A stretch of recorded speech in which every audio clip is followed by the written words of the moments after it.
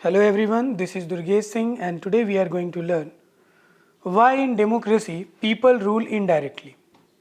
So why we not rule in directly in democracy? Why we rule indirectly?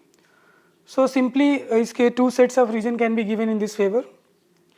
और practically आप देखो तो 130 करोड़ के आसपास हमारी पॉपुलेशन, अगर हम इंडिया के एग्जांपल के थ्रू समझने की कोशिश करें तो 130 करोड़ पॉपुलेशन अगर इन्वॉल्व करेंगे आप किसी भी डिसीजन मेकिंग में, तो पहली बात तो ये प्रैक्टिकली पॉसिबल नहीं है। इतने नंबर ऑफ़ पीपल को आप कहाँ बैठाएंगे, कहाँ पे उनकी गैदरिंग करेंगे। सो फिजिकली प्रेजेंट होना एक तो पॉसिबल नहीं। और अगर मान लीजिए बाई चांस आपने कोई अरेंजमेंट कर दिया, जैसे आज के समय में टेक्नोलॉजी है, हमने कुछ ऐसा सॉफ्टवेयर या कुछ वीडियो कॉन्फ्रेंसिंग सिस्टम के थ्रू सारे लोगों को कनेक्ट कर ही लिया बाई चांस, तो उसके बाद भी लोगों के पास या तो उतनी पहली बात तो लोगों के पास इतना टाइम नहीं है, और दूसरा लोगों को डिज़ायर होना, इच्छा होना डिसीजंस लेने में पार्टिसिपेट करने का, या उतने स्किल्स लोगों के पास होते नहीं, इतनी एक्सपर्टाइज नहीं होती कि वो सारे लोगों को हम इन्वॉल्व करें किसी भी डिसीजंस को लेने में। तो एक तो सिंपल सी बात है कि फिजिकली ये पॉसिबल नहीं है, और दूसरा अगर पॉसिबल हो भी जाता है तो लोगों के पास डिज़ायर, स्किल नहीं है कि वो डिसीजंस लेने में इन्वॉल्व हों directly. So that is why in a democracy we rule indirectly, and that is most favourable form of और and most acceptable form of government.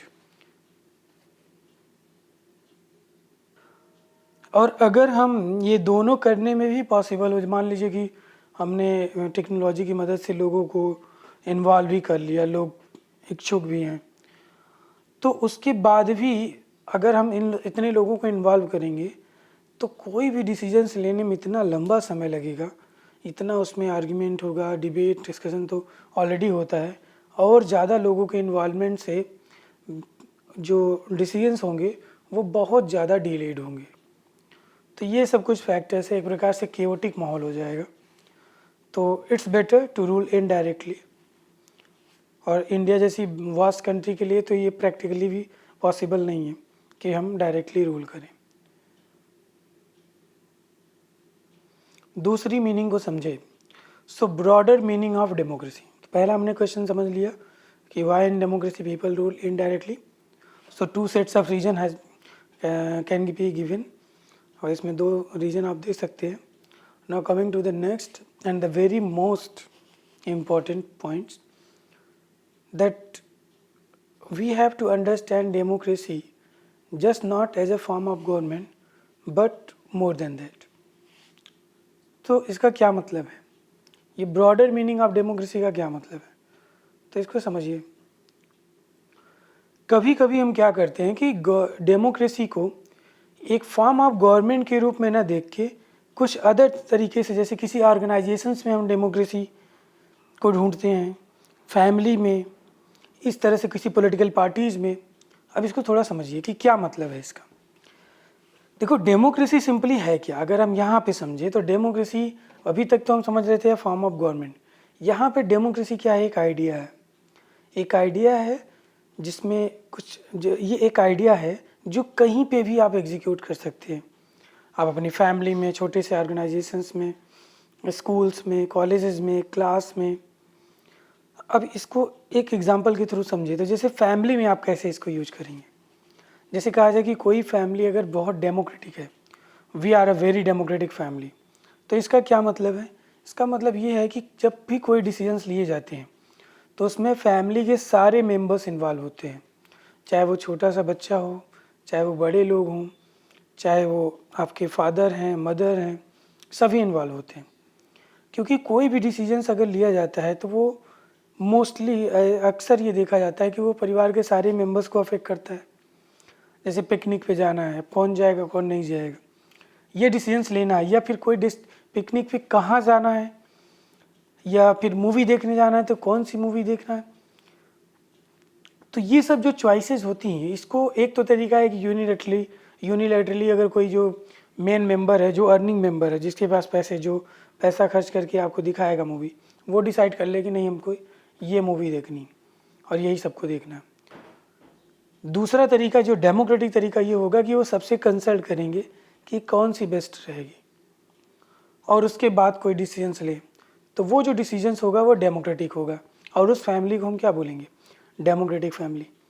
यहाँ पे सिटीजन जो भी मेंबर होंगे, फैमिली मेंबर, सबको इक्वल राइट्स मिलेंगे, मतलब सबको इक्वली रिस्पेक्ट दिया जाएगा उनके लेवल पे, और कोई भी डिसीजंस होगा तो उनका इन्वॉल्वमेंट लिया जाता है।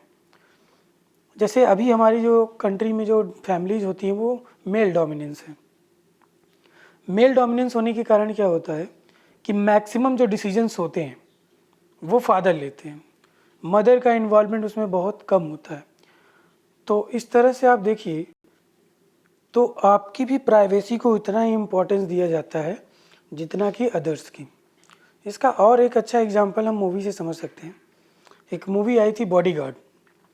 बॉडीगार्ड में अगर आपने देखा हो तो जब वो ट्रेन में पढ़ रहा था डायरी, तो उसके फादर जैसे ही इंटर करते हैं तो वो डोर पे नॉक करके जाते हैं, जबकि वो उसके जानते थे कि वो उनका बच्चा ही है अंदर, लेकिन फिर भी वो नॉक करके जाते हैं।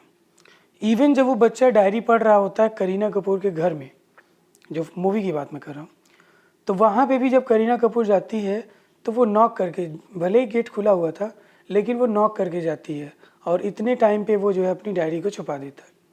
ये होती है प्राइवेसी। जबकि वो छोटा सा बच्चा था, वो आराम से जा सकती थी। जैसा कि इंडियन फैमिली में आप देखते हो कि अगर आप मोबाइल चला रहे हो तो लोग आगे छीन लेते हैं, लोग आपको जो है मतलब देखने लगते हैं कि क्या देख रहे हो, क्या कर रहे हो।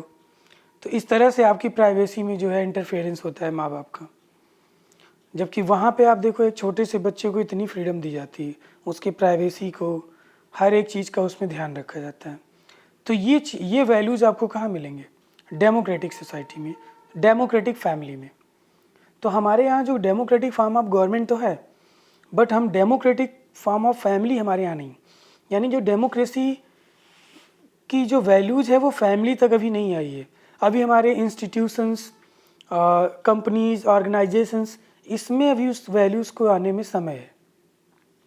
जब ये चीज़ें वहाँ पे आ जाएंगी तो हर एक पर्सन को उतना ही रिस्पेक्ट, उतना ही सम्मान और उन सबका इन्वॉल्वमेंट होगा। अगर कोई भी डिसीजंस ऑर्गेनाइजेशंस के थ्रू, स्कूल्स में लिया जाएगा, कंपनीज में लिया जाए, तो उसमें सबको इन्वॉल्व किया जाएगा। तो एक तो ये हो गया। दूसरा एग्जांपल अगर हम देखें तो क्लास से अगर हम लें, जैसे कुछ क्लास में क्या होता है, टीचर से बच्चे इतने डरे रहते हैं कि उनके पास इतनी हिम्मत नहीं होती कि वो जनरल एक क्वेश्चन कर सकें। तो वो फियर वाला जो माहौल होता है उसमें जो बच्चे केवल सुनते हैं टीचर्स की और अपनी बात नहीं रख पाते, तो वो एक प्रकार से आप उसको डिक्टेटर बोल सकते हो, डिक्टेटरशिप इन क्लास। अगर एक डेमोक्रेटिक क्लास होगा तो क्या होगा, सारा जो स्टडी होगा उसमें टीचर्स और स्टूडेंट्स का एक फ्रेंडली इन्वायरमेंट होगा और उसमें बच्चे के पास उतनी फ्रीडम होगी कि वो जब चाहे जो भी उसके अंदर डाउट है वो आराम से ईजिली, जैसे किसी फ्रेंड से पूछ रहा है ऐसे टीचर से पूछ सके। इस तरह से एक फ्रेंडली इन्वायरमेंट होता है अगर क्लास में, तो उसे हम बोलते हैं डेमोक्रेटिक क्लास। तो इसमें टीचर का एक बहुत बड़ा रोल होता है कि वो क्लास में डेमोक्रेटिक टेम्परामेंट प्रोवाइड कर पा रहा है बच्चों को कि नहीं। अगर वो कर पा रहे हैं, इसका मतलब उनकी क्लास में जो लर्निंग कैपेसिटी होगी बच्चों की वो बहुत ही बेटर होगी। तो एक हमने एग्जांपल लिया फैमिली का, एक एग्जांपल हमने लिया क्लास का। अब एक एग्जांपल आप पार्टी का ले लीजिए। जैसे अभी नेशनल पार्टी है आपकी कांग्रेस पार्टी। कांग्रेस पार्टी में फॉर्मली अगर आप देखो तो सारे डिसीजंस जो है, बोला जाता है कि आज कमेटी की मीटिंग, आज कांग्रेस कमेटी की मीटिंग चल रही है कांग्रेस पार्टी की, आज डिसाइड होगा कि अध्यक्ष कौन होंगे, पार्टी के अध्यक्ष कौन होंगे।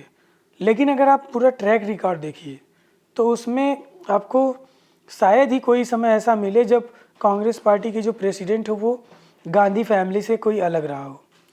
यानी उसमें उन्हीं फैमिली से ही प्रेसिडेंट इलेक्ट होते हैं, भले ही वो एक फॉर्मेलिटी पूरा करते हैं, मीटिंग हो रही है, आज डिसाइड होगा, लोगों ने यूनानिमसली चुना है उनको। तो इस तरह से आप देखो कि वहाँ पे क्या डिसीजंस जो लिए जा रहे हैं वो डेमोक्रेटिक हैं। तो आप देखोगे फॉर्मेलिटी बेसिस पे तो लगेगा कि हाँ ये डेमोक्रेटिक है, क्योंकि इलेक्शन कमीशन ने गाइडलाइंस दिया है कि कोई भी पार्टी यूनिलैटरली काम नहीं करेगी, उसे एक पूरा प्रोसीजर फॉलो करना पड़ेगा। लेकिन अगर प्रैक्टिकल एस्पेक्ट में आप देखो तो वो डेमोक्रेटिक नहीं है, क्योंकि वहाँ पे सारे डिसीजंस एक फैमिली के द्वारा लिए जा रहे हैं। ऐसे स्टेट पार्टी में आप देख लो कि एसपी है, एसपी में भी आप देखो कि अखिलेश यादव इस समय इससे पहले मुख्यमंत्री थे, उससे पहले मुलायम सिंह यादव थे। तो ये जो डायनास्टिक सिस्टम चला आ रहा है, चाहे वो कांग्रेस पार्टी हो, चाहे वो स्टेट पार्टी में एसपी पार्टी हो, ये सारी पार्टियां क्या हैं, डेमोक्रेटिक नहीं है। इनका जो नेचर है काम करने का वो डेमोक्रेटिक नहीं है, क्योंकि यहाँ पे सारे डिसीजंस पार्टी के एक मेंबर के थ्रू, एक फैमिली के द्वारा लिया जाता है। अगर वो एसपी है तो उसमें अखिलेश के द्वारा लिया जाएगा, अखिलेश की फैमिली जो होगी, और अगर वो कांग्रेस पार्टी है तो उसमें गांधी फैमिली के द्वारा। तो इस तरह से हम देखेंगे कि पार्टियों में भी फैमिली का जो है इन्वॉल्वमेंट बहुत ज़्यादा होता है, और जब पार्टियों का डिसीजन से एक फैमिली ले तो वो पार्टी डेमोक्रेटिक पार्टी नहीं है। लेकिन अगर वहीं पे आप बीजेपी का ट्रैक रिकॉर्ड देखो तो वहाँ पे प्रेसिडेंट हमेशा बदलते रहे। आप चीफ मिनिस्टर देखो, प्राइम मिनिस्टर्स को देखो, तो अब जैसे चीफ मिनिस्टर योगी आदित्यनाथ पहले एमएमपी थे, एक नॉर्मल से मेंबर ऑफ पार्लियामेंट थे, उन्होंने वर्कआउट किया, उनका परफॉर्मेंस देखा गया और फिर उनको चीफ मिनिस्टर बना दिया गया। लेकिन आप एसपी पार्टी से जुड़े रहिए तो एसपी में कभी भी आपको जो है चीफ मिनिस्टर का पोस्ट नहीं मिलने वाला है। आप चाहे कितना भी मेहनत कर लीजिए, आपको मिनिस्टर बना देंगे बट चीफ मिनिस्टर नहीं बनाएंगे। ये अंतर होता है एक डेमोक्रेटिक पार्टी और एक डायनेस्टिक पार्टी में। अब ऐसे ही अगर आप कांग्रेस पार्टी है तो वहाँ पे आप चीफ मिनिस्टर भी बन सकते हैं क्योंकि वो नेशनल पार्टी है, लेकिन वहाँ पे प्राइम मिनिस्टर आप बन जाइए तो ऐसे व्यक्ति को तो बिल्कुल प्राइम मिनिस्टर आप नहीं बनाएंगे जो अपने मन से काम करें। वो उन्हीं को बनाएंगे जो उनके हिसाब से, उनके कंट्रोल में काम करें। तो इस तरह से ये डायनेस्टिक पार्टियां हैं। तो आप देखो कि पार्टियां भी डेमोक्रेटिक होती हैं, डेमोक्रेटिक नॉन डेमोक्रेटिक होती हैं, फैमिली भी डेमोक्रेटिक नॉन डेमोक्रेटिक होता है, आपकी क्लासेज भी डेमोक्रेटिक और नॉन डेमोक्रेटिक हो सकती हैं। तो यहाँ पे हम देख रहे हैं कि डेमोक्रेसी वास्तव में है क्या, एक आइडिया, एक वैल्यू जो किसी भी ऑर्गेनाइजेशन, इंस्टीट्यूशंस में इन्वॉल्व किया जा सकता है। तो ये रहा, ये 3 एग्जाम्पल रहे, और भी देख लेते हैं। डेमोक्रेसी को जनरली हम एक आइडियल स्टैंडर्ड के रूप में भी यूज करते हैं कभी कभी। जैसे कभी कभी लोग कोट करते हैं कि true democracy will come to this country only when no one goes hungry to bed. यानी सच में डेमोक्रेसी तभी हमारे कंट्री में आएगा जब हमारे यहाँ कोई भी भूखा न सोए। तो ये एक आइडियल स्टैंडर्ड सेटअप कर रहे हैं, स्टारवेशन को ख़त्म करने को, पॉवर्टी को ख़त्म करना, एक गोल रख रहे हैं डेमोक्रेसी का। इसी तरह से डेमोक्रेसी में जो पॉलिटिकल इक्वलिटी तो दी गई है लेकिन इकोनॉमिकल, सोशल नहीं दिया गया है। तो उसकी बात होती है कि हर एक सिटीजन्स के पास इक्वल इन्फॉर्मेशन, सबके पास इन्फॉर्मेशन हो, जो भी नई पॉलिसीज़, जो भी नए प्रोग्राम गवर्नमेंट्स पुअर पीपल्स के लिए ला रही उन तक उनकी पहुंच हो। होता ये है कि लोगों को जानकारी ही नहीं होती कि उनके लिए बहुत सारी योजनाएं चल रही हैं और उसका यूज कोई और करता है। बेसिक एजुकेशन, जो पुअर पीपल हैं, जो मिडिल क्लास के लोग हैं, उनको एक अच्छी बेसिक एजुकेशंस मिले। इक्वल रिसोर्सेस का डिस्ट्रीब्यूशन भी सही तरीके से हो जिससे कि लोगों का लिविंग स्टैंडर्ड बढ़ सके। तो इस तरह से हम डेमोक्रेसी को एक आइडियल स्टैंडर्ड के रूप में भी यूज करते हैं इसकी मीनिंग को। तो इस तरह से हमने देखा कि डेमोक्रेसी को एक फॉर्म ऑफ गवर्नमेंट के रूप में तो आप जानते हो, लेकिन इसको एक अलग, अगर हम इसको ब्रॉडर सेंस में देखें तो ये आइडिया आप और भी जगहों पे यूज कर सकते हो और जनरली होती है। जैसे आप अमेरिका में देखोगे तो अमेरिका में जो फैमिलीज हैं वो बहुत ज़्यादा डेमोक्रेटिक हैं। वहाँ की वैल्यूज, वहाँ पे जो फ्रीडम है, चाहे वो बच्चे हों चाहे वो पेरेंट्स हों, उन सब के पास मतलब एक बहुत ही स्टैंडर्ड लेवल पे वहाँ पे फ्रीडम दिया गया है फैमिलीज और बच्चों के बीच में। तो इस तरह से अब ये हो गया कंप्लीट आपका, ये क्वेश्चंस है, इसको आप कर लीजिएगा। So this is all, thank you for listening and God bless you all.